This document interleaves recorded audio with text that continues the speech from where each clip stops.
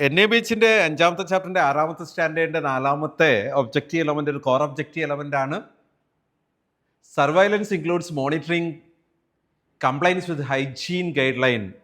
നമ്മുടെ ഈ hand hygiene guide ലൈൻസിൻ്റെ അത് WHO ഒബ്സർവേഷൻ ഫോം ഉണ്ട്, അതിൽ കൃത്യമായി ഗൈഡ് ലൈൻസ് ഉണ്ട്. അതിൻ്റെ കംപ്ലയൻസ് എത്രമാത്രം ഉണ്ട് എന്നത് ഡയറക്റ്റ് പേഷ്യൻ്റ് കെയറിൽ വരുന്ന എല്ലാ സ്റ്റാഫിനെ കുറിച്ചും നമ്മൾ മോണിറ്റർ ചെയ്യണം, ഡേറ്റ കളക്ട് ചെയ്യണം.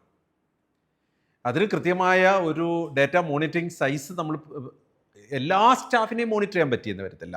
പക്ഷേ ഓരോ പീരിയോഡിക്കായിട്ട് എത്ര സ്റ്റാഫിൻ്റെ ഡേറ്റ എങ്ങനെ കളക്ട് ചെയ്യണമെന്ന് കൃത്യമായി നമുക്ക് ഒരു സാമ്പിൾ സൈസിങ് ഉണ്ടാവണം. ആ സാമ്പിൾ സൈസിങ് അനുസരിച്ച് നമ്മൾ ഡിഫറെൻറ്റ് കാറ്റഗറി ഓഫ് എംപ്ലോയീസിനെ മോണിറ്റർ ചെയ്ത ഡേറ്റ ഉപയോഗിച്ചിട്ട് വേണം ഈ ഒരു സർവൈലൻസ് നടത്താനായിട്ട്.